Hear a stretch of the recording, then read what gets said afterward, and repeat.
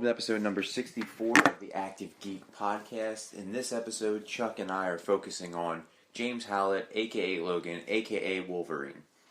We are talking Wolverine from the comic origin in 1974 to the cartoon origin in 1992 to his film debut in X-Men, throughout all the X-Men movies leading up to the upcoming release on March 3rd, 2017, Logan, starring Hugh Jackman as the title character Logan, in what is to be his last portrayal, as we know of right now, of Wolverine.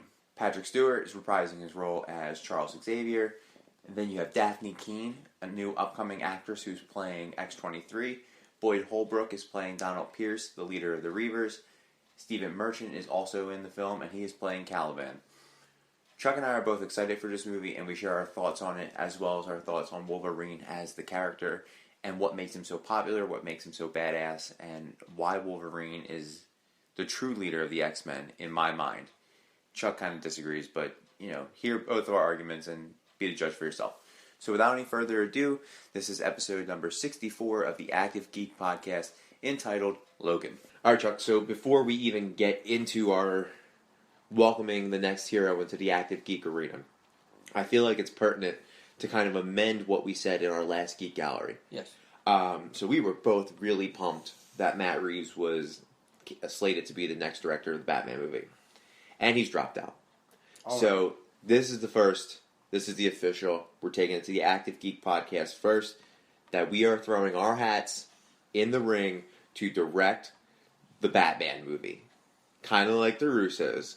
But we're going to call ourselves the Geekos, because we're not brothers. We don't have the same last name. Well, we're like brothers. But we can Just not. We can't call us the DeLumors. You know what I mean? That DeLumillers? Like that doesn't sound right. So, the Geekos. So that's it. We're throwing our hats in the ring. If we were both wearing hats right now, I know you brought one. There's one in a couple in my closet. We're throwing those bitches straight in the ring. For the viewers, or for the listeners, because we're an audio podcast, again, you threw your hat into said ring. So we are throwing our hats into the ring to direct the next Batman movie. So DC, Jeff Johns, Ben Affleck, who's probably going to drop out as Batman too. You call us. You don't have my phone number, so don't call us because you won't be able to reach me. Tweet us at ActiveGeek_ on Twitter. And we can work things out. We'll do it for free.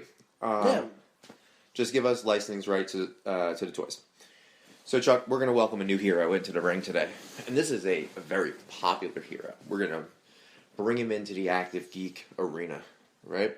So this man debuted in October of 1974 in Hulk 180. That was his first cameo appearance. Got his full comic book appearance in Hulk 181 the next month, November 1974. He is 5'3", 195 pounds before surgery, 5'3", 300 pounds after surgery, and his name is James Howlett. A lot of people call him James Logan Howlett. You know how he got his name? You know how he goes by Logan? No. So, we didn't know anything about this guy, like his origin story, until Joe Quesada wrote a graphic novel called Origins. Yeah, and that was recent. That was like 2004? Around there. 2002, I'm sorry. So, he writes this origin story, and we finally find out where the term Logan came from. So, James Howlett lived with the Howletts, his mother and his father. He was friends with a guy by the last name of Logan, whose father's name was Thomas Logan. Thomas Logan is the man who killed the Howletts.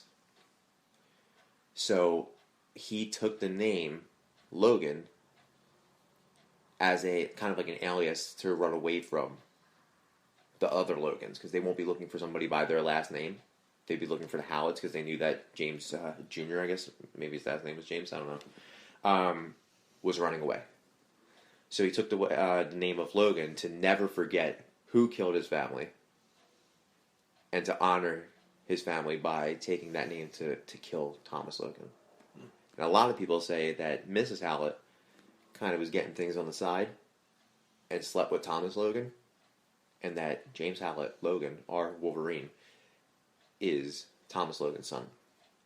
So a whole fucked up Jerry Springer like origin story. Well, they kind of alluded to that in Origins. Yeah. The movie. Yeah, and think about it, that was 2004, so 2 years after Quesada's book came out. So, people were doing their homework on it. So for those at home playing along, if they have no idea what the fuck we're talking about, and they don't know who James Howlett is, or they don't know who Logan is, we're talking about Logan the Wolverine from the X-Men series, Marvel character, right? What are your thoughts on Wolverine? I always loved him. My first experience with him was the 92 X-Men series. Okay. And then I got into the comics. And that's how I kind of got really into comics like that, is from the cartoons and stuff. Yeah. So, and X-Men was huge when I was a kid, and I was a big fan. And I always loved Wolverine, because he was a loner asshole. Yeah. And even in the cartoons, they depict him as he was just this loner guy with a short fuse. Yeah, and he was you know why he was designed to be like a short, crazy little animal? Because the editor at the time, the editor in chief at Marvel, was from Canada, and he said he wants a Canadian superhero with the I guess the traits of the Wolverine. And thus, they made a 5'3" clawed monster. So 92 X-Men is what got you into it. Yeah. And it helped you usher in your reading of the comics. Yep. I want to say that's the same for me, too, because you figure 1992, I was 5 years old. You know what I mean? I doubt that I could read at a comic book level. You know what I mean? I was more of a picture skimmer. So, and some of Wolverine's greatest was, when Chris Claremont and Claremont and Tom McFarlane wrote the Wolverine stories in the 80s. You know what I mean? You were like, oh fuck, they were good, but I couldn't read them. So X-Men 92, the cartoon, again ushered Wolverine in for me. He was that borderline hero villain, because you didn't really see a lot of the X-Men going out there and just killing people. No. You know what I mean? But Wolverine had no regard for the world. He would just slice people up with his Ginsu knife fingers and do his thing. You know what I mean? So you have this guy in a pretty cool-ass costume with the long ears and he's blue and gold, and he's got a little bit of black. He's got his gloves. He's got, looks like hooker boots with no laces. They just slid on. They were like galoshes. And they got the points at the end. He was like a vicious elf. Yeah. Essentially, he was just a Canadian elf with Ginsu knives coming out of his hand, but they made it work. Well, the yellow and blue wasn't his first costume. Well, they had the yellow and brown. Yeah. But that was comic book yellow and brown. Yeah. You didn't see that in X-Men 92. He was always that neon blue, bright-ass laser lemon yellow, and he had the black hooker galoshes on. So, Wolverine is, in my mind, one of the most badasses in the comic book realm. Oh, 100%. You know what I mean? And we're going to talk more about him being a badass. But, I made mention to the McFarlane and the Chris Claremont stories of the Wolverine, right? Do you have a favorite Wolverine storyline? Because I know I do, and I hope it's not the same. What you got? The Weapon X storyline. Nope, it's not the Weapon X storyline. Which is, in my opinion, one of the top 5 Wolverine storylines. I didn't go with Weapon X because I read more newer comics. Yeah. And I love the Weapon X story, but I also knew you were going to pick it, so I didn't want to double up on it. So, I love the Weapon X storyline because it really explains how he became the Wolverine. Yep. Now, Origins was how he became Logan. Yeah, his beginnings. Yeah. And with his mutant powers. Because he had he first gains his claws after witnessing his family get killed. Yep. But they're bones. Yeah. Weapon X is, what happens in Weapon X? In Weapon X, he gets the adamantium skeleton. Mm-hmm. And, which... Shit was 105 pounds more added to his body weight. Can you imagine a 300-pound, 5'3" man running around? And that image of him, barely naked with all the wires coming out and that helmet. Oh yeah, he was... Like, that's iconic. Yeah, and we didn't see that in Origins, correct? The first, and that movie's kind of a blur to me.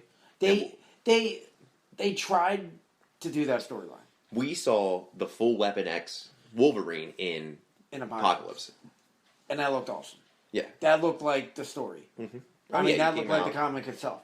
But they did the they tried to do the whole thing in Origins, and it just didn't work. Well, none of that whole movie. And we're going to talk about Origins. But I mean, to know how he became and the turmoil and pain that he went through to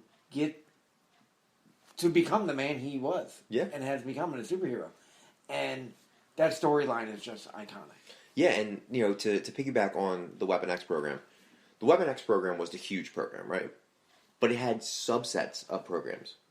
Wolverine was part of Weapon 10. He was part of the Weapon 10 program. And do you know who broke Wolverine out of the Weapon X program? One James Buchanan Barnes, the Winter Soldier. And this isn't the first, this wasn't the first time that Bucky had worked with Logan. Let's go back to 1992 for a minute. There's an episode of the Wolverine, of X-Men 92, where Captain America, James Buchanan Barnes, not the Winter Soldier, but panties, more hooker boots, little trench coat, that Bucky, little Bucky, with his little eye patches, they are in Nazi Germany. Who else is in Nazi Germany? Logan, Wolverine. That was the first interaction between the two, so they knew each other. So Bucky goes and saves Wolverine from this Weapon X, Weapon 10 program, but it's too late. He's got the adamantium. Got the adamantium skeleton. So that's just a little more little interesting facts that I found about the whole Weapon X storyline, because anything that includes my man Captain America and James Buchanan Barnes is very important to me. I mean, I read so long ago, I forgot all the details. Well, yeah, I get it. My favorite storyline is a fairly new storyline, and it's the death of Wolverine. That just came out a few years ago. Yeah, that's why I said fairly recent. So you have this man, Wolverine, right, who is ageless, has lived through centuries, and when we first meet him, it's this fucking Civil War, or the American Revolutionary War. So he's lived through hundreds of years, and he's seen his loved ones died. He's seen his children, if he had children, he's seen them die. He's seen everything move, and he's seen the world shift. And this storyline, it humanizes the man. It humanizes Wolverine. He doesn't have his healing ability, and he's fine with that. He comes to terms with that. He's ready to die. You know what I mean? And there's so many, there's an epic fight between Sabretooth, Wolverine, and X-23. Oh, wow. Or not X-23, I'm sorry, Lady Deathstrike, right? Fucking Viper's in it. And there's a huge storyline. And this storyline really gives you how important Viper was to the Wolverine storyline. You never realize, when the Wolverine came out in, 2009? When did this come out, Wolverine? 2009? 2012? Whenever. When it came out, people were like, oh, Viper. No, only true X-Men fans knew about Viper. And they reintroduced her back in the comics, and you got a chance for this. But, there were so many good aspects to the death of Wolverine, just to see the man who has lived through it all come to terms with his mortality. You know what I mean? Because you never see him come to terms with his immortality. And just to see him kind of go off in the sunset and die is it's humanizing, and that's what I really liked about it. But there's so many more Wolverine stories. Oh, you know what I mean? Them. There was that, I said it, the Todd McFarlane storyline, where you see it the cover all the time, and it's Logan with his claws out. He's got that big menacing smile. I had it. Yeah, that was one of the best. And then there's Old Man Logan. You know what I mean? There's so many. Days of Future Past included Wolverine, and he was a huge focal point. So you have a lot of really good and interesting Wolverine stories. And this is a man that has been out since '74. You know what I mean? And gained popularity from '74. There was so many characters that had one-offs and cameo appearances. And the beautiful thing about comics is, like, you could write to the comic books. Like, kids would write to the editors and be like, oh, I really liked Wolverine. Can we get more of him? Fuck yeah, you can get more of him. How about a full comic appearance in 1974 in November? You know, you got a little taste of him. We wanted to see if you liked him. And now we like him. And you know why he appeared in 1974? I'll tell you why, Chuck. And I'll tell the listeners why. The Hulk was running wild in Canada, in the wilderness. And the Weapon X program needed somebody to stop Hulk. And the only person they felt that was capable of doing the job, James Howlett Logan. And that's why Wolverine debuted in, the Hulk comics. Kind of like how the Punisher debuts in Spider-Man. You got to get a man for the job, and it's got to be a strong one. Why is Wolverine such a popular hero? What makes him popular? Is it the hooker boots? Is that why women love him? It's definitely the hooker boots. Okay. Because you know what? Because I feel a lot of times people like the bad guys. Uh-huh. Like, I'm not saying he's a bad guy, but he's not your all-American pretty boy Captain America. Yeah, he's an anti-hero. Yeah. And he's this badass, don't give a shit, I'm going to do what I want, get shit done. Yeah. And that's how I feel, like, to me, that's why I love him. Because he is a loner. Because he is, kind of fuck the establishment kind of way. Because he just does what he wants. Yeah, he's definitely been portrayed as a rebel in every iteration as far as the cinematic universe with Wolverine. So he doesn't want to work for Charles. He doesn't like Cyclops. He doesn't want to save this guy. He doesn't want to save that girl. He doesn't want to. There's always, and even in the comics, there's always a page or a panel that has Wolverine in a big discussion with somebody. Somebody's convincing him to be part of the team, to do what's right. And he's honestly, if you could write parental advisories on your comics back then, I could see Wolverine be like, now fuck you, dude. Like, I'm gonna do whatever the fuck I want. So you have optic blast out of your eyes, and you would rather take out a foundation of a house to impede somebody from getting through than just fucking demolishing them, just blowing through them. So what do? I take my claws out, my adamantium or my bone ones, doesn't matter. I got 2 sets, and I go out there and I'm gonna gut somebody. I'm gonna look like fucking Baraka from Mortal Kombat with his fatality. I'm gonna get under there and I'm gonna look like I got those fucking pulled pork gloves, and I'm just ripping. You're a pig, and I'm ripping the pork off you. That's what Wolverine's like. You know what I mean? He's the one that, Cyclops. Is it fair to say Cyclops is the leader of the X-Men? Yeah. He's the one that everyone wants to be the leader of the X-Men. Oh, everyone. Oh, of course, everyone. He doesn't want to be.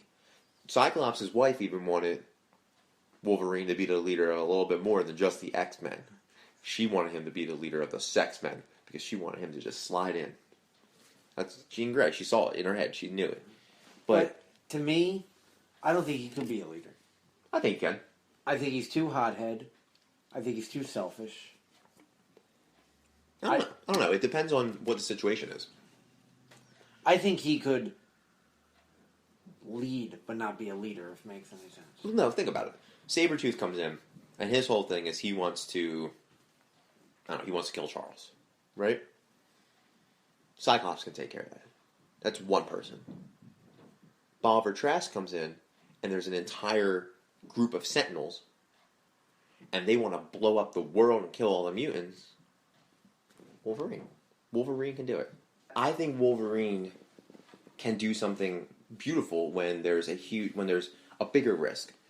Cyclops can. I don't know. I think he can be a leader just because sometimes you need to be ruthless. And historically, until Charles dies, Cyclops isn't ruthless. He doesn't have that berserker rage. What happens if his optic blast isn't going to work? Is he going to get on his motorcycle and ride away? Put sunglasses back on and be like, I'm done. See, kind of what I was saying. I think he can lead, but I don't think he's a leader. Cyclops dies, who becomes the leader of the X-Men? Jean Grey. No. Not with that unstable Phoenix in her. Do you think Jean Grey is going to lead the X-Men? There's a whole storyline of Dark Phoenix. See, I take leader as you don't need to be the most powerful. You don't need to be, but someone that can rally people behind him. But yet the first person you went to was the most powerful mutant. But I'm just saying, anyone can be a leader. I just don't think I think he can lead. I think he can be in charge of, okay, we're fighting Sabretooth. You take the lead on this. Yeah. But someone's saying, okay, you back him up. You do this, you do that. Oh, no, I disagree. I think he can. I would rather take him over Beast. And Beast is intelligent. I think if I were an X-Men, I'd respect Logan more than I would respect Beast. Because Logan has been through a lot. And he's seen so many different wars and battles where you get put in a position of your back's against the wall. Beast is going to take too much time logically thinking it out, where Wolverine's like, you know what, I've been through this. I've been through World War II. I've been through World War I, the Vietnam War. I've been through the American Revolutionary War, the Civil War, a War of 1812. He's been through them all. So he knows when there's something there, how do you defeat that? Because the mutants are in a constant war.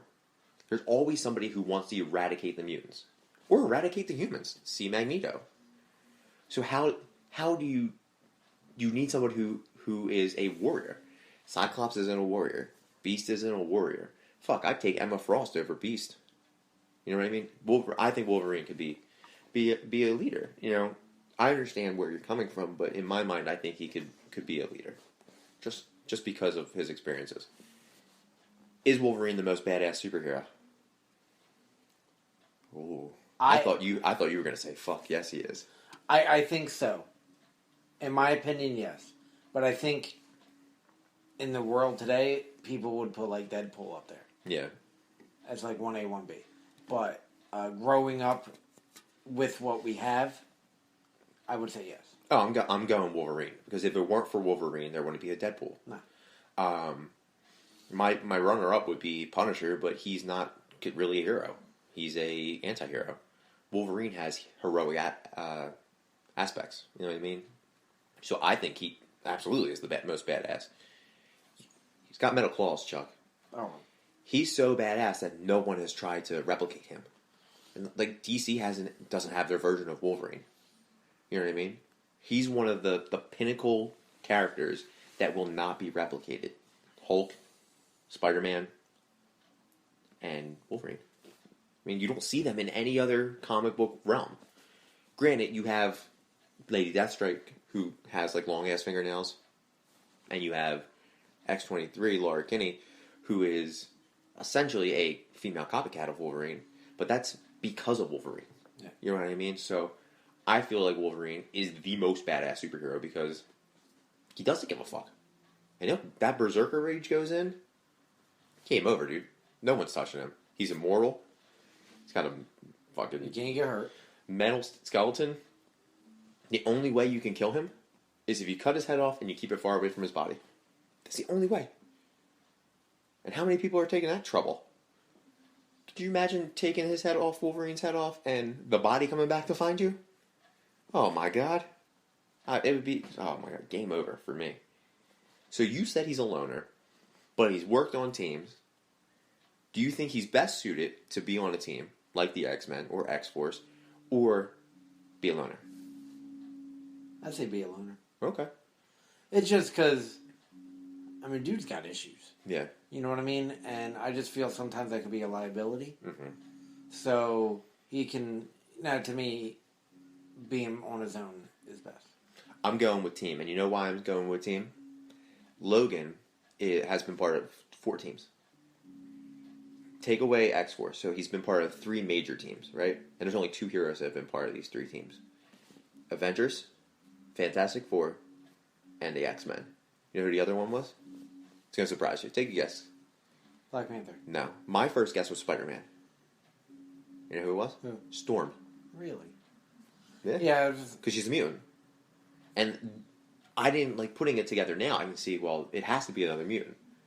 Because the X-Men aren't going to bring in, like, Captain America. He's not a mutant. Because I know Black Panther was in Fantastic Four, and that's the first thing I thought of. A lot, you know, for being called Fantastic Four, there have been a lot of members of said Fantastic Four. Spider-Man was part of it. Fantastic 23. Right, like, everybody, oh, yeah, you're an honorary member. Well, then called the Fantastic People. The Fantastic Group. Yeah, the group of fantastic individuals. You know what I mean? Like, not fucking Fantastic Four if you're going to have 7 people in it. for him to be the leader of the X-Force, he's been in the Avengers, he's been in the X-Men, and he's been in the Fantastic Four. He's best suited for it because those issues that you spoke of are liabilities, yes, but you need those liabilities, if they go unwatched, become bigger liabilities, and you're going to have those teams like the Avengers and the X-Men coming after and hunting their own, and that's a storyline we don't want to see. That we've already seen the Punisher kill the Marvel Universe. We don't want to see Wolverine kill the Marvel Universe. Kind of like an Old Man Logan when he thinks that he can, you know the whole story about Old Man Logan, right? Yeah. He thinks that he kills all the villains, like Bullseye and Doctor Doom. You know who he kills? Fucking X-Men. That's why he stops being Wolverine. Because he kills his friends. He sees Kitty Pryde there, and Gambit, and Storm, and Jean, and Cyclops, all dead. And Sunspot. I'm just going to pick out more X-Men. Blob might be dead, I don't know. I hope Blob's dead. I know how much you like him. I love Bob. Where does he rank? Now we're going to do a ranking. Where does he rank in your all-time superheroes? He makes top 3. Top 3. Wolverine, Spider-Man, Batman. Batman. For me, he's top 5. Not top 3 because I've got Captain America, Green Arrow, and Punisher right there. Wolverine's probably 4 for me. But, I think it was 2011 or 2008, he was number 1. So he's ranked anywhere between 1 and 11 as far as most popular heroes. And that's from IGN and Wizard and Ranker, I think, was the other side. And honestly, I think a lot of that has to do with the movies. Yeah. Because he was, he was big in the 92, but I think, Hugh Jackman's portrayal from 2000 to now has really put Wolverine in the forefront. Yeah, and you think about, rankings are really hard to really gauge because of the world we live in right now. So if the new Batman movie that you and I are going to direct that we talked about, when that comes out, Batman might be number 1 on the list again. Yeah. You know what I mean? When Logan's out, he's probably number 1, but now that might be the last appearance of Wolverine, so we might not see him in the movies anymore. So he won't be number 1. You know what I mean? Let's go to the movies. Perfect segue into the movies. 2009, or 2004, right? This movie comes out, I think it was 2009. Whatever. In the 2000s, Wolverine Origins comes out, right? But before that, we have X-Men, right? And that was in 2000, as you said. 2 weeks into filming, they cast a man named Hugh Jackman. Was not on the radar. Not at all. Do you know why he got casted? I know he sent in a video. Okay, that was not why he got casted. Russell Crowe? Yes. Yep. Russell Crowe was the first person to be scouted as Wolverine. And he turned it down, and it was Keanu Reeves and there was a list of people. And I'm good, sorry. There was a list of people who were scouted for this, and it took Russell Crowe to say, my man Hugh Jackman will do it. Yeah, they're both Australian. Yeah. But so are the Hemsworths, but he said this is who it is. And he said, I know that he's not the height that you want because Wolverine's 5'3", Hugh Jackman's 6'2". It's really tough to kind of make a small superhero now because there's a lack of small heroes, small people that are in acting. Bobby Haas, who was slated to be Wolverine, he wanted to be Wolverine. Who was it? Glenn Danzig was supposed to be Wolverine in your Wizard World magazine that you saw. That's what I was going to say, and I was reading on IMDb, and even in 2000, people were like, he needs to be Wolverine because he's 5'4" or whatever. Yeah. And he does back then look like Wolverine, but they want an actual actor. Yeah, and they could have went with Cruise. Tom Cruise is a shorter dude. Yeah, he's 5'6". Yeah, I'm sure he was on the list. But 2000, that's when Minority Report was coming out and Mission Impossible was starting. So Tom Cruise was in the pinnacle of where he was. And superhero movies were not popular. They were all considered flops and campy and really shitty. See Val Kilmer and George Clooney and Chris O'Donnell's Batman. That's the last superhero movie we had, and then Wolverine comes along and it's whoa, hey, or X-Men comes along, you're like, okay, finally. And it took like 7 years before 2000 for them to actually put the X-Men on screen. What do you think of Hugh Jackman as Wolverine? Well, when first I remember seeing, because I was a huge 92 X-Men fan, so of course when this came out, I was like, pumped. And I was looking at the cast, I was like, I don't know any of these people. The only one I knew was Patrick Stewart. And Ian McKellen, right? And Ian McKellen, Yeah. from like App Pupil and stuff. But like, I was like, I have no idea who this, and like I said, I was a big Wolverine fan, so I'm like, I have no idea who Jackman was. But I was going in open-minded, because, alright, I love the X-Men, see what happens. He was awesome. Yeah. And, I remember after seeing it, I was like, alright, that was a good movie, I can get on board with this. And then, the sequels come out, and then his own movies, and I think he's phenomenal. And what I really love about him is that he really cares about the character. Yep. And he submerses himself into this character. And you gotta, being a comic fan and a movie fan, you really gotta admire that. That someone takes that much pride. Because he knows he's a huge comic legend. Yeah. And he doesn't want to disappoint the fans. Yeah, I think Hugh Jackman for me is Wolverine. I definitely couldn't see Russell Crowe or Keanu Reeves as Wolverine. And the list of people on it is slipping my mind. I think Christian Bale was on there. There were a lot of people, and I was like, for me, I can't see anybody else playing Wolverine. And I saw the list, and every name was like, I don't want them. And it sometimes it takes an unknown, somebody who really was big in Australia, but for us, he wasn't unknown. No one knew Hugh Jackman. Yeah, he was big in like soap operas. Yeah, well, most Australian, they start in like Home and Away. That's where they all start on. I think every Australian actor that's come over to America and made it big has been on Home and Away. And sometimes for the X-Men, to movie buffs, they might know James Marsden and Famke Janssen and Anna Paquin. Well, I knew Anna Paquin from that Goose movie. Yeah, I was just... Fly Away Home or whatever it was called. So she was the only one I knew besides Patty Stew and Sir Ian. So having this unknown come in and to really capture the role of Wolverine, to translate from 2000 to 2017, and people are still like, we need more, is great, because he is Wolverine to me. Now we're going to talk about his movies. Wolverine Origins comes in with a Rotten Tomatoes score, and you know how much I love Rotten Tomatoes, of a 39. And a Metacritic score of a 40, so really wasn't received well. We've talked about this movie and how there are some really big plot holes and issues with this movie. But go a little deeper. What are your thoughts on the movie? Wasn't a good movie. Okay. At all. I thought it was very bad direction on the part of Gavin Hood. The liberties he took with some certain characters. Talking about Deadpool, right? Not several characters. Okay. I thought the special effects were really cheesy. Like, when he's in the farmhouse, and he just had the claws, and he breaks them out, and he, like, hits the radiator and stuff. Yeah. To me, those claws look... I remember seeing the theater, and like, the fuck they made out of styrofoam? Yeah, they've even from X-Men in the beginning, there's been some issues with how real the claws could look. But this one was really But good. I remember just seeing, like, X-Men 1, 2, 3, they looked fine. But when it got to Origins, I was just like, what the fuck is wrong with his claws? They wanted to make them lighter. Yeah, they made fucking styrofoam.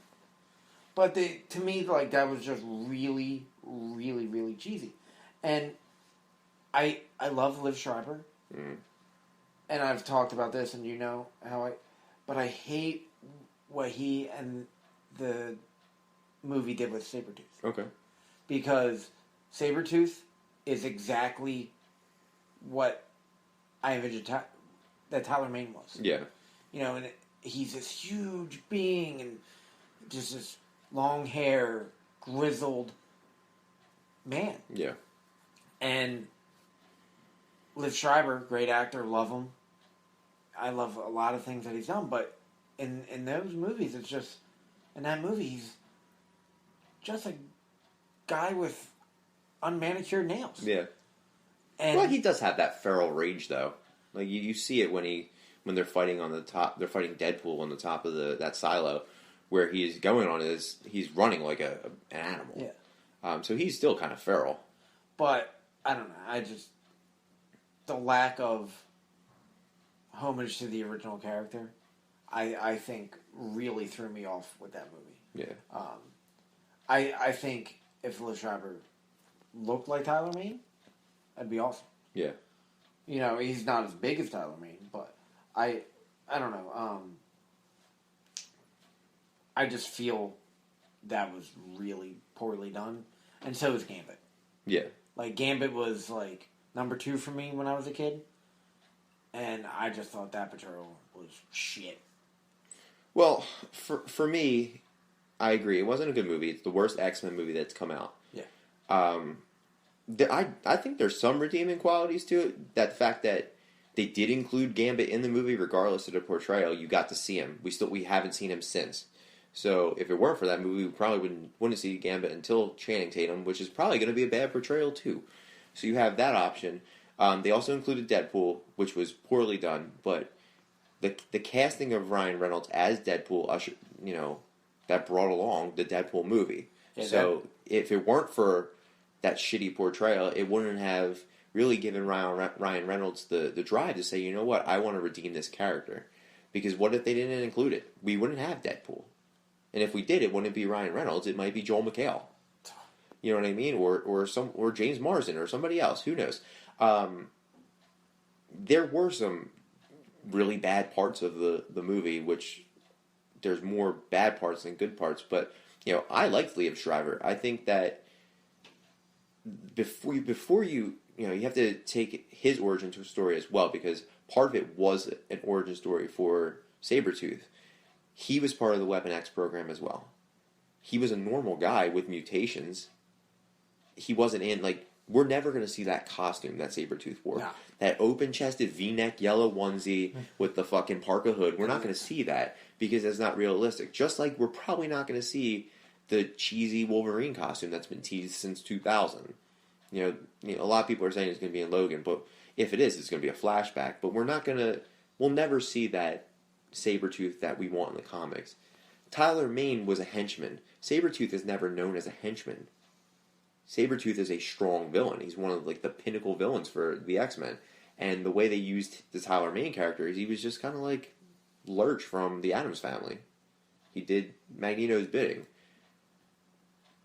Humanizing and giving more substance to Sabretooth with Liev Schreiber was fine with me.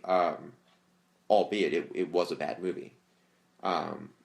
Just because of the direction that they took. And I can see how origin stories are really hard because you're trying to cram from 1974 to 4 or 5, you're trying to cram that storyline of Wolverine into a movie, especially when the origin book comes out in 2002 and now you have more substance to put into this film. So yeah, Gavin Hood took way too much material and put it into a very bad movie and way too many storylines. It was him against Stryker, then it was him against Deadpool, and then it was him against Sabretooth.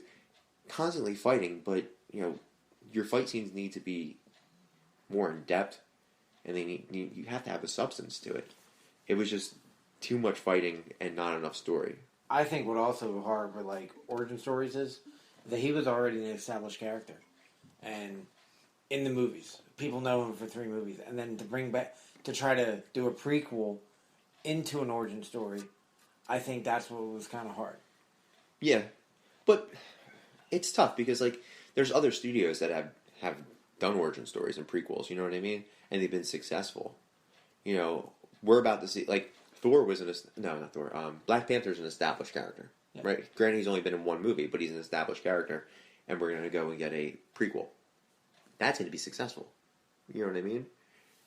It's just 1, it has to be the director, and 2, it has to be the production company. If your production company doesn't invest 100% of their time into this movie, then you're going to get a shit product. Fox has so many irons in the fire that they can't devote all their attention to superheroes, where Marvel can. You know what I mean? It's the same thing with Warner Brothers. Warner Brothers' big staple is, yes, DC. But they put out so many different movies that they're not able to really focus on what's going to bring them the most money. That's why we see director after director fall out of the Batman. That's why we see the future of the X-Men in limbo, even though they just announced that, they're going to do the new X-Men movie focusing around Phoenix. It's always, do we reboot the X-Men now that the actors got old, or do we bring in a crop of New Mutants? There's always an issue with third-party companies, production companies, that get the license. Like we saw it with Sony with Spider-Man, and we saw it with Fox with Fantastic Four and X-Men. You know what I mean? Fantastic Four flops. X-Men successful because people want it to be successful, and they're going to see X-Men because it's the X-Men. And that's why Fox is able to hold on to it. But if they were to just say, you know what, we're going to reboot this and we're going to reboot that, and we live in a reboot culture, why not just sell it back? You know what I mean? Do you think there were any redeeming qualities in the movie? I do agree with the whole Deadpool thing. Yeah. Because I have that right here. Like, the direction was horrible. It was really bad. But and even when he got his powers, it was fucking ridiculous. Deadpool's never had a katana come out of his arm. That was Baraka from Mortal Kombat. And the best part with him in it was in the beginning. When he was Wade. Yeah, when he was Wade. He was in Shut Up and in the thing, and then he comes out and when he spliced that one bullet in half, that was probably the best part in the fucking whole movie. Yep. So, I totally agree with you. If we didn't, we might not have got the Deadpool we got if it wasn't for that shit. Oh, I don't think we would have got it at all. The other redeeming quality is to talk about, we got a half-decent Blob. Because I love Blob. Always have. Well, this movie included a lot of characters. Oh, and that's what I liked about it. You had Will.i.am's character. You had Dominic Monaghan's character. There was a lot of characters in it. Too many for to make the movie successful. And I think Kevin Hood knew it wasn't going to be successful, so they just tried to pile on more action and more characters. You know what I mean? Well, it was a lot of characters. A lot of them were poorly done. And they were all pretty much killed quickly. Yeah. But with, like, the Blob, Kevin Durant. Yeah. I thought he was... He was good. Fred Dukes. Mm-hmm. And when we first seen him, they were like, Fred... And I'm like, wait, that's the Blob. They were boxing in the gym, right? Well, the very first time we seen him was when he was with they were in the plane. Yeah, with the Weapon X. And I was like, well, what the hell? Like, that's not the Blob. And I was like, oh... And then they showed him in the boxing ring. And I was like, all right, that's the Blob that I wanted when I was a kid. So, those are the two redeeming qualities, mainly because of Deadpool. Yeah, I agree. Well, I had more, but I agree with those two. Didn't really think about the Blob. It's amazing how your mind always goes to the Blob when we talk X-Men. Let's just move into the movie that is the predecessor to what's about to come out, Logan. Let's talk about the Wolverine. What did you think about Wolverine? I liked it. I thought it was way better than Origins. Okay. It had its flaws, but I thought the direction was better. I thought the special effects were better. It was a grounded story. It was a very grounded. Humanized him a little bit, like you were saying earlier. Anything that humanizes a superhero is I'm a fan of. You get to see Hugh Jackman's butt for the first time in it. Right before Days of Future Past. And he got ripped for this role. Yeah. This was the biggest Wolverine we've seen. Yeah. Besides Days of Future Past, I believe. Yeah. But up to this point. Like, he was always in shape. Yeah. But I remember the first time, that one poster they show, with him with his shirt off. He's got 37 abs. And I'm like, and just the veins are popping out. Like, that's what I'm saying, what I was talking about with dedication. Yeah, absolutely. You put your body through this regimen. And... dedicate yourself to look a certain way. And, give it credit, but I thought, and I've said this before, I love Asian culture and everything. Yeah. So, have the Japanese storyline, I thought was really cool. But overall, I did enjoy it. Like I said, I thought it's not my favorite X-Men Universe movie. Yeah. But it's definitely, I thought it was way better than Origins. Yeah, it got a 60 on Rotten Tomatoes. So it was 20 points higher. 69. 69. We got 60 on Metacritic. So, 20 plus points higher than, or 30 points higher than what we got with Origins. So I didn't really I like parts of it. It wasn't my favorite. I didn't really like the storyline of it. I didn't like Silver Samurai. Yeah, they kind of shit the bed with Silver Samurai. When I think of Wolverine, and Viper's a big Wolverine character, but I think Sabretooth, I think Omega Red, I think Mr. Sinister. I think bigger villains. I don't think Viper as the head of everything, where she's just like, I'm this, I'm that, and then I thought it was Madame Hydra for a minute at the end, but then she had redeeming parts. I was okay with Viper's portrayal, but the whole Silver Samurai looking like a Japanese transformer, I wasn't a big fan of it. Do you know who Viper was originally cast and then dropped out? No. Jessica Biel. Ugh. No, I wouldn't have liked it. My favorite part of this entire movie is when he's trying to get into that little village and all the archers are shooting him, and he's got chains and shit's coming out of him. I thought that was the best. The special effects, like you said, were much better with the whole skin melting, but his pants don't burn off. We just saw that scene, and you had spoke about it. It wasn't the best. It wasn't the worst. It was better than its predecessor. You know what I mean? And that's the only thing you can hope for in a sequel, is that it's better than the movie that comes before that. Yeah. As far as the X-Men movies, Wolverine's appeared in every one but Apocalypse, right? No, he's in Apocalypse. Oh yeah, he was the Weapon X. Jeez. And you spoke that you really like what he did in that movie, right? Or is there anything? In the X-Men movies, what do you think about his parts in the X-Men universe? I mean, I love him, so of course, anytime I get to see him, the only thing I think is the 2 times he was in a cameo, which was First Class, where he says, "Go fuck yourself," and not, I guess, kind of Apocalypse, but to me they seem forced. Yeah, they threw him in there just because, definitely First Class. I thought that was just, yeah, okay, cool, but to me it's let's throw him in there so people watch it. Yeah, well, when you think X-Men, you think Wolverine. Yeah, so to me that was a little forced. Mm-hmm. And with Apocalypse, I get where they were going, and I love that we actually seen a real Weapon X. Mm-hmm. But to me, it wasn't needed. Yeah. You know what I mean? So, I think what they were doing, I think they were just trying to make up for Origins. So they give you the origin in 2015? 2015, I think, or 16, whatever. They give you the origin of Wolverine right then and there, to make up for Wolverine Origins. Because Wolverine Origins was supposed to usher in origins for Magneto and for Storm and for all these other characters, and it didn't because it flopped so badly. And, he has been the focal point of the whole X-Men universe because he's the only successful character. Yeah. Magneto's been popular and has been reimagined with Michael Fassbender, and same thing with Professor X, who's been reimagined with James McAvoy, but Wolverine is that constant. You know what I mean? He's the one that people are going to see. They're not going to see Rogue.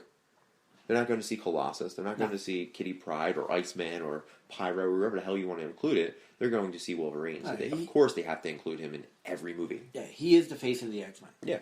If, people that have seen X-Men movies but they're not really comic book fans, if you say name X-Men, he's going to be number one. Yeah, of course. Speaking of the comic book fans and movie fans, both what we are, a lot of people don't think that these movies have been received well as far as the Wolverine movies. The Wolverine and Wolverine Origins, which I didn't receive them well, and you're 50-50 on them. Why do you think they haven't been received well? Well, just when we were talking about Origins, is the direction itself. I think that's why it wasn't received well, just because, there's so many flaws. Mm-hmm. And then with the Wolverine, I think just people don't understand the Japanese storyline. Okay. And you know what I mean? It's unfamiliar. People know Weapon X. People know Old Man Logan. To me, that's one of the very unwell-known storylines. So people are like, why is he in Japan? Well, you have to think about it. you're not going to see every storyline of Wolverine. So if you're going to get Wolverine solo movies, you should have all the popular ones. Yeah. You should have the Weapon X. You should have Days of Future Past, which we got. You should have Death of Logan, or the Old Man Logan, or whatever. You should have these extremely popular storylines. If you don't have them, the comic book fans are gonna be like, "Yeah, this was a blip in the radar for Wolverine. This is a one shot. Like, I want a story. I want something that I remember. And it's going to bring in more people, but it's going to give Wolverine even more of a badass reputation." I don't think it's that they don't understand the Japanese storyline. They mark it out pretty easily. You know what I mean? He was in Japan. He saved the guy. Now he's got to fight the guy. You know what I mean?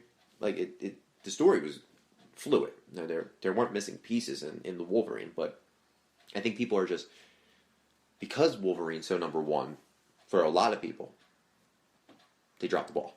Yeah. There's so many other storylines, and it goes back to the villains too. Like, we're not going to see an Omega Red. No. You know what I mean? We saw Viper and we saw Silver Samurai. We probably won't see Sabretooth again. You know what I mean? We're seeing the Reavers in Logan. You know what I mean? We're not seeing these characters that everybody wants. And you have such a popular superhero, and you kind of drop the ball with him. Imagine Batman focusing on fighting King Tut. Yeah. You know what I mean? Or who's another B-list Batman? Condiment King or whatever. Condiment Man. Like, having them fight, like a Batman fighting those villains and not the Joker or Penguin or Two-Face. You know what I mean? You have all these iconic characters with villains to fight this iconic character as a hero. It's just, I think they dropped the ball. That's personally my opinion. Do you think they're going to drop the ball in the next one that we're going to talk about, Logan? I don't think so. I hope not. God, I hope not. So, this is directed by James Mangold, right? Comes out March 3rd. 6 days before my birthday, which is awesome. And Hugh Jackman's last appearance as Wolverine, as we know right now. When you first saw the trailer, tell me about it. What was your reaction? Were you pumped? Were you stoked? Were you upset? Well, when it was first announced, I was like, sweet, another movie.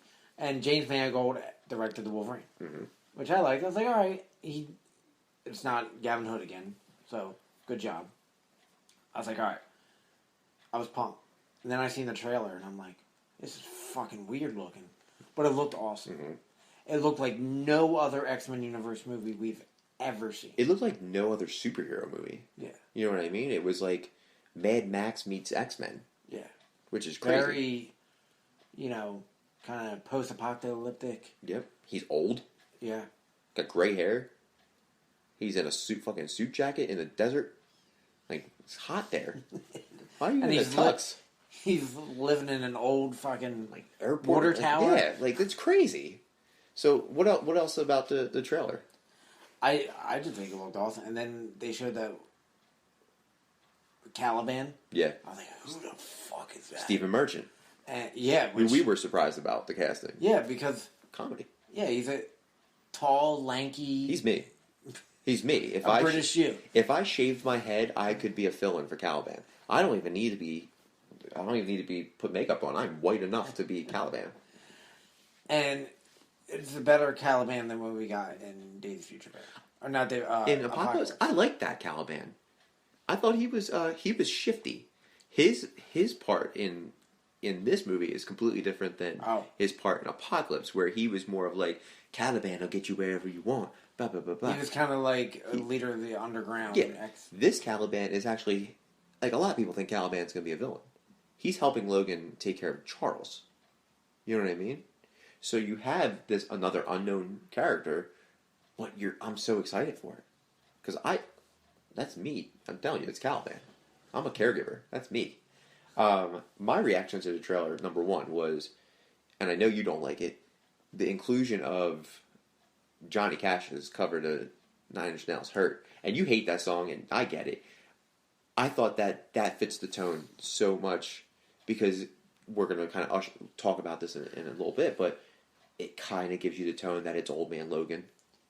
And this is a guy who is giving up on his mutant abilities. This is a guy who just wants to be an old man. It's like Old Man Logan and Death of Wolverine put together. And I'm like, I'm brought in. I'm like, oh my god, they took the two most recent storylines for Wolverine and they're including them. I'm ready for it. I totally get the song, and it is very fitting. It's just I don't like that song personally. Yeah, I know. But it is very fitting. It's perfect for this. Oh, it's this movie. perfect. And the apocalyptic look, and the desert, and for a little bit you're just like, you see the little girl and you're like, oh my god, who is that? Is that X-23? And then you see Charles, and you see a little bit of Caliban, and then you see Donald Pierce, and you're like, oh my god, this movie is going to be great. Who's the Reavers? I was excited for it. I'm still excited for it. It's probably after we see John Wick, that's going to be the next movie I see. Yeah. Unless I make it see Lego Batman. But we talked about this being the very first appearance of Logan that we've never seen, right? Right. This is like a new kind of Logan because he's old. He's humanized. He might be a babysitter for an old man and a little girl. Crazy. So what are your thoughts on all the TV spots that we've seen so far? And I know they just released one this past Friday or Thursday with the origin for X-23. Did you see that? Yes. So what did you think? What do you think of the spots we're getting? It's looking better and better each time I see something. You know what I mean? Like, when I first seen the trailer, they didn't show a whole lot. Mm-hmm. I was like, all right. And then now they're showing more of the Reavers and more of X-23 for sure. Yeah. That second trailer was amazing, where she's got the sunglasses on and she's eating the Pringles. Like, that's the first time you really get to see that is X-23. Like, she's gutting, slicing throats and shit. And then she's, jumping on dudes and just stabbing. And it's like, this little girl is fierce. Yeah, and, we covered our initial reaction to the trailer in a Geek Gallery a long time ago, a couple episodes ago when we first saw it. You know what I mean? That was the first trailer. We didn't see the second trailer. You know what I mean? We see comic books in the footage. Yeah, that's awesome. Where I think if we're going to see the blue and yellow suit or the brown and yellow suit, that's where we're going to see it. Maybe in the comics or a flashback or a projection from Charles saying, "Do you remember when we were this?" And they're all in their fucking suits and they're gutting people and it'd be great. All the footage has been great. It hasn't given away the movie. It makes me very excited for it.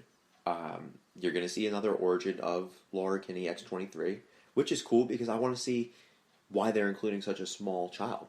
You know what I mean? A small young girl who is 12 years old. You know what I mean? I'm very excited for that. Are you excited about the storyline being adapted from Old Man Logan? I like that they're going with it. Mm-hmm. The problem I have with it is that they can't fully adapt it. I feel like they're only taking the setting, and that's it. Yeah. You know what I mean? Think about it. We're probably going to touch on the same things. There's a Tyrannosaurus with the symbiote included in the Old Man Logan story. Venom's in the Old Man Logan story. We're not going to see Venom, right? Red Skull's in it. Red Skull's president. Yeah, we're not going to see that. Ghost Riders are in it. Hulk gangs are in it. Blind Hawkeye. Daredevil and Punisher are in it. Kitty Pryde's in it. Do you think we see Ellen Page? No. I could see Ellen Page being a little cameo in this. I don't think. Maybe if they do any cameos, Ellen Page. Well, in the storyline, America's broken down in territories. Yeah. And it's controlled by Abomination, Magneto, Doctor Doom, and Red Skull's president. Yep. And the only villain they have rights to is Doctor Doom. And Magneto. And Magneto. We're not seeing either of them. Nope. And like you were bringing up, Hulk and Hawkeye. Hawkeye plays the biggest part in Old Man Logan. Because he's like Stick with a bow. Yeah. You know what I mean? He's out there just destroying things. He's got long ponytail. He looks awesome. Let's be honest, he looks awesome. That's what you're going to look like in 30 years. Yeah, Chelsea lets me grow a ponytail. I think that it's Old Man Logan in the sense of Logan is old. He's a man. And it's in the desert. Yeah. That's it. And I'm okay with that because I think the Old Man Logan storyline is a little too out there for... I don't think it could ever portray on screen. I think it could, but it would have to take years of building up to it because it's such an outlandish storyline, and I don't think comic book readers would be like, okay, that's dope. But I don't think the movie fans would be like, what the fuck? What am I watching? It's very out there. Oh, yeah. I'm telling you, symbiote Tyrannosaurus Rex. That's amazing. So there's two characters being included, right? As far as Wolverine's part, we got X-23 and we got Older Man Charles. I'm sorry. What are your thoughts on both of them being included? Because he's a babysitter. This is Old Man Logan Babysitters Club. Well, X-23 was awesome. She's a young actress named Daphne Keane. Yep, Daphne. Yeah. Yep. Her parents control her Instagram. Really? Yep. Never seen her before. No. Looked her up. She wasn't in anything before. And you know what? I think what Fox is doing is trying to replicate Millie Bobby Brown. Taking a young actress and giving her a start. And they can be like, "Here, you like Stranger Things? You're going to love X-23. Power to the girls." But yeah, like, you know, she's a newer version.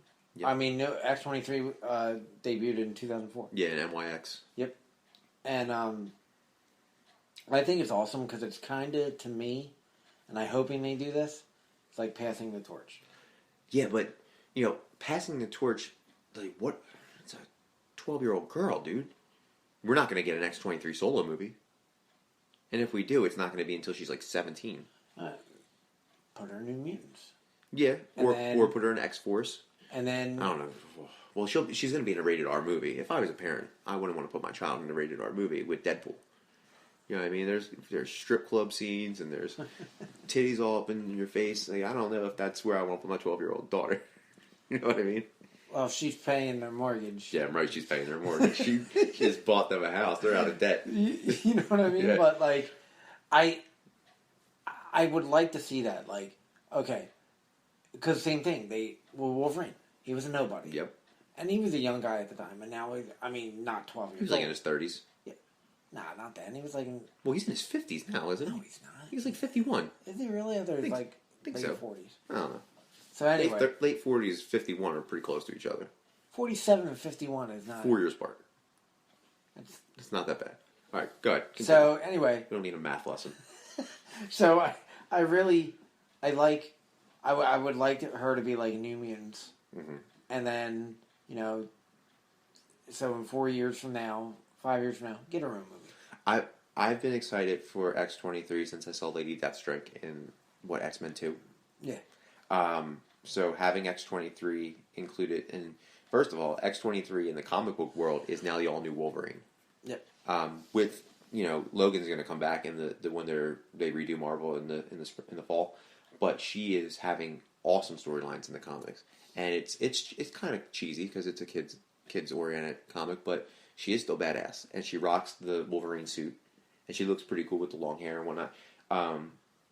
It's another inclusion into the Weapon X program. You get to see a little bit how they've progressed because Wolverine, you know, figure like 30 years ago for when Logan was in the Weapon X program. Now you have a young girl who's in the Weapon X program. You have that, but Charles is where I'm at. You know, for Charles, he's got hair. He's been bald through every movie, and suddenly he's regrew his hair. So maybe his powers are gone, and he's aging, and your nails and shit grow longer when you're dead. Maybe he's dead. Who knows?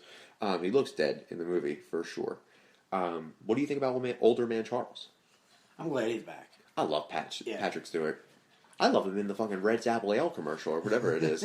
He's awesome as Professor X. Yeah, and maybe he's not fully bald because they don't have razors in post-apocalypse. Yeah, but you've seen what Logan looked like. Yeah, but if you're gonna grow your hair, grow your hair. The Wolverine has razors attached to his hand. He's not gonna give him a shape up. He could. He could absolutely give him a shape up. Patrick Stewart to me looks like he's like Charles Xavier is bald. Like that, he's got like a little skull going on in the back. Like I guess that's just to fit the time that he's in because there's a bunch of like rednecks out there. But I think that this is it for him. I think he wanted to be in this movie so he could finally, so Charles Xavier could die. Well, and that this is it. Did you see? He said, well, he's dying. He said he's not done with Professor X. Yeah, I think he's done with Professor X. I think that this is it. Where the fuck are they going to go now? They've moved with the X-Men into James McAvoy. He is the Professor X now. He straight up... I read an article... I know he wants to be Professor X. Of course, it's bringing money in. It's either that or the poop emoji in an Emoji Movie. I can get why he wants to be Professor X, but does that mean that we're going to get an older mutants movie, or is he going to be in you know what I mean? Like, you got New Mutants, let's get older mutants. Like, are we going to see that, or is he going to be in New Mutants? Is he going to appear on Legion? Is he going to appear in the Fox show that we're going to get? I can get that. I don't see him being part of this X-Men universe anymore. I think Charles is going to die, and I might cry if he dies because I love Patrick Stewart. Let's talk about the villains. You have Donald Pierce, played by Boyd Holbrook, and he's the leader of the Reavers. Well, of this group of the Reavers, who are cyborgs. A band of cyborgs. And I love cyborgs, number one.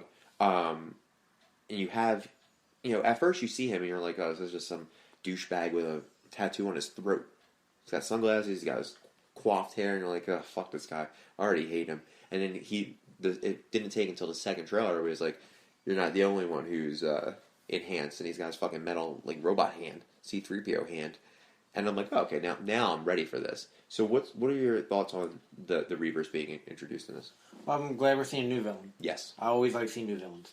And I really liked what they did with Donald Pierce's hand. Mm-hmm. It wasn't like this cyborg kind of huge hand. It looked like something you made a 3D printer. It looked like it's still a project. Like they're still working on it. And that's what I mean. Complete. It looks very primitive. Yep. And I like that. It's not this, he doesn't pull out a fucking cannon. Yeah, no. That would have taken it away, because this is more of a grounded movie again. Yeah. But I like the direction, and I don't really know Boyd Holbrook. Yeah. Besides, his grandpa was Hal Holbrook. Yeah. But besides that, I don't know anything about him. I can already tell you I'm going to hate him in this movie. He has the look, and I feel like... Oh, he looks like Dick. Just from the trailers, he's going to make me hate him. I'm very, like... This is my thought on, again, and this is what I've been talking about, the villains in Wolverine. Nobody really knows the Reavers unless you're a comic book fan. Yeah. So, yes, I get introducing the new characters, but where the fuck are the named characters? Like, are they hiding people from us? I agree. Like, is Omega Red going to be in this movie? Are we going to see Old Man Sabretooth? Like, that would be awesome. I think that's what I want. I want one last showdown between... Like, if this is it for Wolverine, I want one last showdown between Logan and Sabretooth. And I would... Fuck it, I don't care if they take the artistic liberty and turn Sabretooth into a cyborg Sabretooth, where he's been beat up so much and he's got his arm cut off and now he's got like a... Maybe he has like a cyborg arm with really sharp claws on that one. But I want Sabretooth one more time. Or a villain that I know. And they're not going to blow their load in the trailers and show us everything like DC does. They're going to hide stuff and like they're going to give us what we want, I hope, with the villains. But Christ, I really want to see a villain that I know personally. You know what I mean? But I don't know. Do you think we're going to get any other villains? No, not at all. So it's just going to be Donald Pierce and the Reavers? I think so. Well, I know that there's I can't remember his name. It was on my other notes that I took and I didn't fucking send to myself. Donald Pierce is a pawn. There's somebody controlling him, and I can't remember who's controlling him, but he's in it as well, and he works for a company. You know what I mean? So he's like the Hydra of it all, and Donald Pierce is like Von Strucker. So there's somebody controlling the Reavers, doing other things. So he's trying to do more with the Weapon X program. He's trying to make more cyborgs and more mutants, and I think that's going to be our main villain. And it would be really cool if they just fucking ushered in Mr. Sinister. I mean, that's what I want. You would think, what was it? Apocalypse, they showed Sinister. Well, they alluded to his company. So, but they took Wolverine's blood, right? Yeah. Was that Apocalypse or was that in... That's Apocalypse. Okay. So, they took his blood. X-23 is coming along in Logan. It only makes sense that Mr. Sinister's in this, but they haven't casted anybody, or they haven't announced that they casted anybody, and it hasn't been Bryan Cranston. So, that's who I want as Mr. Sinister. So, maybe he's further along in the process, which brings me up to my very next point. Well, should X-23 be included into the Sophie Turner-led X-Men? Or should she move into the X-Force? See, the problem I have with that is,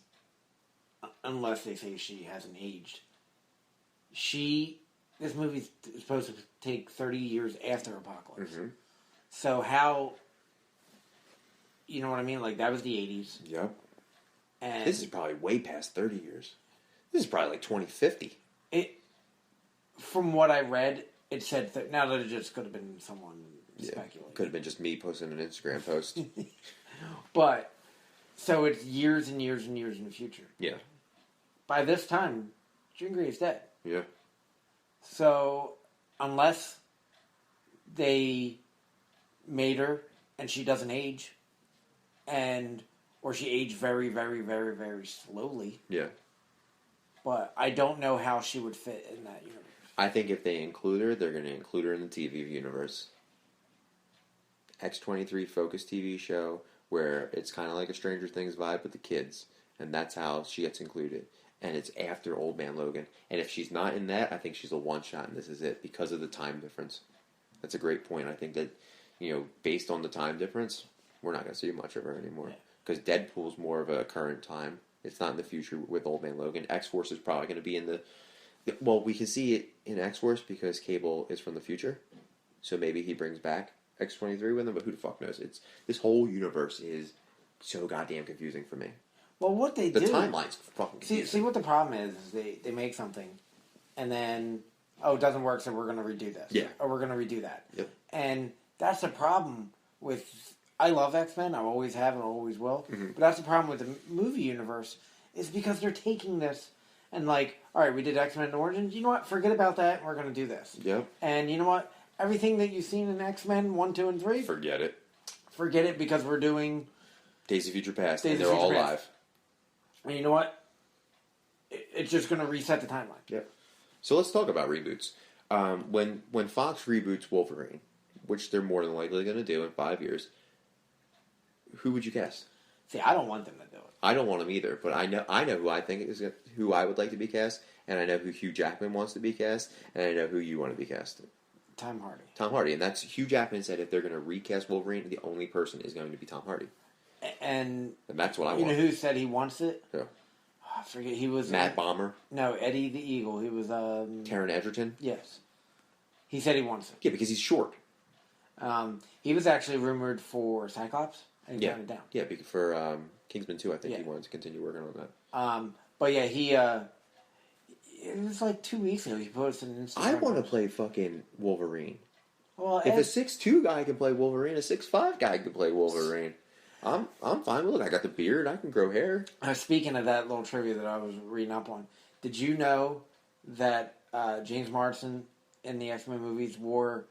Yeah, he'd wear pumps to heels, be taller. Or The heels. He had to wear heels. Yeah, wear heels to make it look like he was at least close to his height. Yeah, because he's like what 5'10". Yeah. Yeah, he's a shorter man. Well, he's an average size man. I'm just above average.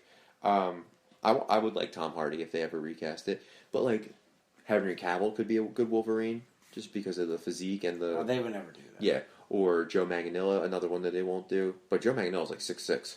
Can't have his ass doing it. But Jason Momoa. The only reason I could see going with like Taron Egerton is because he's younger. Yeah, and he's little. He's shorter, and like Tom Hardy's not that much I know. younger than. And it explains the dynamic between X-23 and Wolverine.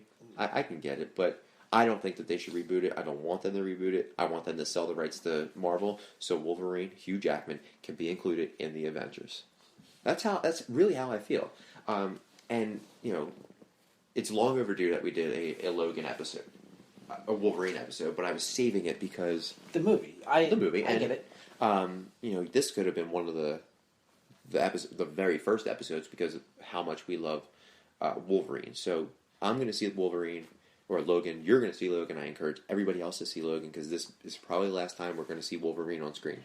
And I want it to be great, and I'm optimistic about it. Do you have anything for the Geek Gallery today? Because I have one thing that I'd like to discuss. All right, you go first. The Bad Batch trailer. Okay. I want to see it. It's Trailer Park Mad Max. It's got John Wick, Keanu Reeves, and it's got Aquaman, Jason Momoa in it. And there's a one-armed woman in smiley face shorts named Sookie Waterhouse, and I'm intrigued to see it. And Jim Carrey plays Hermit. Yep. Well, and Giovanni Ribisi, but I was just focusing on my two guys and Sookie. But I really want to see it. It looks crazy. It looks weird. It's independent. It's done by Vice, and I like everything that Vice has put out, especially the Action Bronson television show called Fuck That's Delicious. Do you ever heard about that? You know who Action Bronson is, right? He used to be a chef. And he goes, and he goes around, you see him? He goes around the world and around different places and eats strange food and expensive food. So it's and like critiques it. No Borders. Yeah, just called Fuck That's Delicious. It's on Viceland TV. That's what I'm really excited about. I watched a celebrity basketball game for the NBA, and I didn't know half the people, so I feel really old.